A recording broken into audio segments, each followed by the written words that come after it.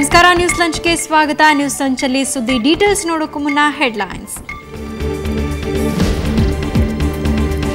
ಬಿಜೆಪಿಗೆ ಕಾಡ್ತಾ ಇದೆಯಾ ಸರ್ಕಾರ ಬೀಳೋ ಭಯ? ಮಾತು ಬದಲಿಸಿದ್ರು ಈಶ್ವರಪ್ಪ. ಕೆಜೆಪಿ ಸಮಾವೇಶದಲ್ಲಿ ಭಾಗವಹಿಸಿದವರ ವಿರುದ್ಧ ಈಗ ಕ್ರಮ ಇಲ್ವಂತೆ.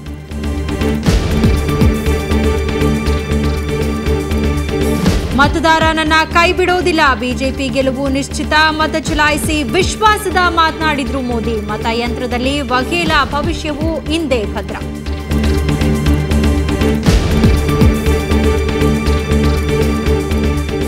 ದಿಲ್ಲಿಯಲ್ಲಿ ಬಸ್ನಲ್ಲೇ ಯುವತಿ ಮೇಲೆ ಗ್ಯಾಂಗ್ ರೇಪ್, ಜೊತೆಗಿದ್ದ ಸ್ನೇಹಿತನನ್ನು ಥಳಿಸಿ ಕೆಳಕ್ಕೆ ತಳ್ಳಿದ ಕಾಮುಕರು, 4 ಪೊಲೀಸರ ವಶಕ್ಕೆ.